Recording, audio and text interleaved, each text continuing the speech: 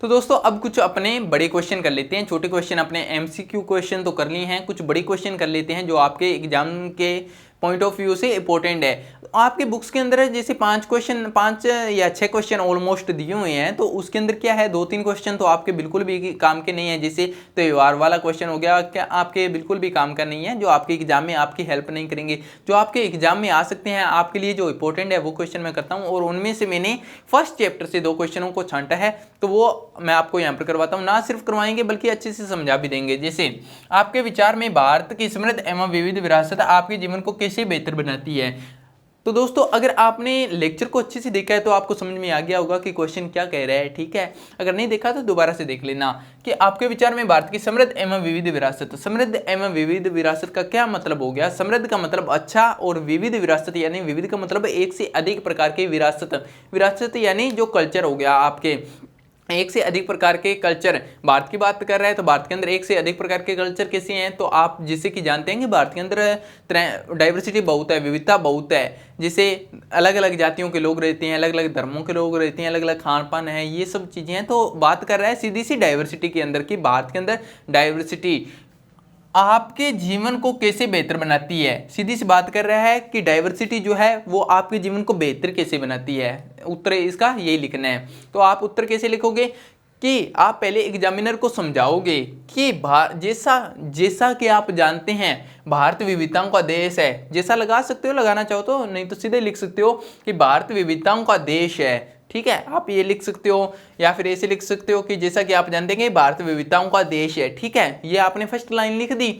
Second कि जैसा कि आप जानते हैं भारत विविधताओं का देश है, इसमें विभिन्न धर्मों, जातियों, भाषाओं और खान पान, रहन सहन के लोग रहते हैं। तो आपने ज़्यादा कुछ नहीं किया, आपने सिर्फ ये समझाया कि भारत विविधताओं का देश है, और विविधता की आपने डेफिनेशन नीचे लिख दी है, इसको एक्सप्लेन कर दिया है कि आपने जैसे मान के चलो आप एग्जामिनर को समझा रहे हो कि इसके अंदर विविधताओं का देश है, तो इसमें क्या है धर्मों, जातियों, भाषाओं, खान पान, रहन सहन के लोग रहते हैं अलग अलग। अब मान लो कि अलग अलग ये सब भाषा, रिलीजन के अलग अलग लोग रहेंगे, तो आप मुझे बताओ कि जैसे आपका जो स्कूल होता है इसके अंदर अलग अलग लोग रहते हैं, कुछ हिंदू होते हैं, कुछ मुस्लिम होते हैं, कुछ सिख होते हैं, तो क्या वो लड़ने लग जाते हैं, वो स्टूडेंट लड़ने लग जाते हैं, क्या करते हैं वो अगर साथ में रहते हैं तो वो क्या करते हैं आपस के अंदर कुछ सीखते हैं, कुछ सिखाते हैं। अगर मान लो कि कोई अच्छे कपड़े पहनकर आया है तो दूसरा जो धर्म के जो लोग होंगे या दूसरे लोग होंगे देखेंगे तो वो उसको फॉलो करेंगे, एक दूसरे को फॉलो करते हैं, एक दूसरे कुछ सीखते हैं। जैसे मैं भाषा अच्छी बोल रहा हूँ मेरी, तो वो दूसरे वाला मेरी नकल करेगा और मेरी भाषा को सीखेगा। यानी एक दूसरे से सीखते हैं, सिखाते हैं और काम करते हैं, मित्रता करते हैं। यही होता है ना, इससे क्या होता है एक अच्छा समाज का निर्माण होता है। तो ये क्या करते हैं, अलग अलग तरह के लोग रहते हैं, तो ये क्या करते हैं मित्रता करते हैं, साथ पढ़ते हैं और काम करते हैं। यही होता है ना कि ये जब अलग अलग लोग रहेंगे तो साथ में रहेंगे तो क्या करेंगे, मित्रता कर लेंगे, काम कर लेंगे और साथ में पढ़ लेंगे और काम करते हैं। ये सब लोग फिर क्या करते हैं, ये एक दूसरे को सीखते हैं और संस्कृति का आदान प्रदान करते हैं। संस्कृति का जैसे कि मैंने बता दिया कि अगर मैं अच्छे कपड़े पहन रहा हूँ तो अगर दूसरे को अच्छे लगेंगे तो वो दूसरा अच्छा पहनेगा। जैसे मान लो कि अब मैं हिंदू हो गया और दूसरा कोई मुस्लिम है, अगर कोई मुस्लिम अच्छे कपड़े पहन रहा है तो अगर मेरे को अच्छे लगेंगे तो मैं वो वाले पहन लूँगा ना, मैं उसका डिजाइन अपने अनुरूप चेंज कर लूँगा। तो एक दूसरे क्या करते हैं, वो संस्कृति का आदान प्रदान करते हैं। मेरी भाषा अच्छी होगी तो मैं दूसरे को जैसे सीख लेंगे मेरे से, अगर दूसरे की अच्छी भाषा होगी तो मैं उनसे सीख लूँगा, ठीक है। यही होता है, इससे क्या होता है मिश्रित संस्कृति का निर्माण होता है, ठीक है। तो हम कह सकते हैं कि भारत की विविध एवं समृद्ध विरासत हमारे लिए बहुत महत्वपूर्ण है और हमें इससे बहुत कुछ चीज़ें सीखने को मिलती है। हम ये आंसर लिख सकते हैं।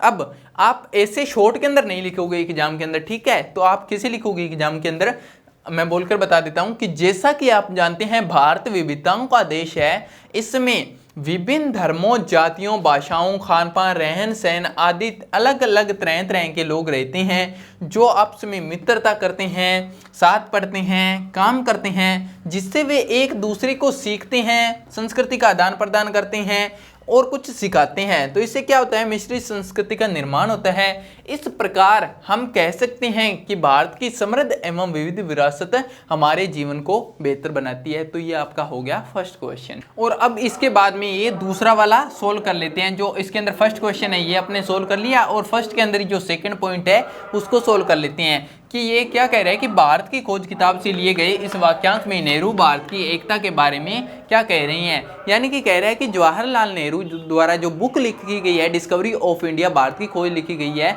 उसके अंदर जवाहरलाल नेहरू क्या कह रहे हैं, क्या कह रहे हैं ये देख लेते हैं। जवाहरलाल नेहरू द्वारा जो लिखी गई बुक है भारत की खोज डिस्कवरी ऑफ इंडिया, इसके अंदर जवाहरलाल नेहरू क्या कह रही हैं कि भारतीय एकता थोपी नहीं गई है बल्कि यह अंदर से आती है। क्या कह रही हैं कि भारतीय एकता है जो थोपी नहीं गई है बल्कि यह अंदर से आती है। अब ऐसा नहीं है अभी कोई मेरे को मारपीट कर कह रहा है कि भारतीय एकता को तुम एक्सेप्ट करो, बल्कि यह तो मेरे अंदर से आती है, मेरी इच्छा होगी तो मैं इसको स्वीकार करूंगा, नहीं तो नहीं करूंगा। और ऐसा कोई भारतीय या कोई भी चाहे भारतीय भारत के अंदर जितने भी धर्मों के लोग रहते हैं, ऐसा नहीं है कि उनके ऊपर ऐसे मारपीट कर ऐसे प्रेशर देकर कहा गया है कि तुम इसको एक्सेप्ट ही करो, बल्कि वो तो खुद करते हैं क्योंकि वो अंदर से आती है। तो ये बात कह रहे हैं जवाहरलाल नेहरू।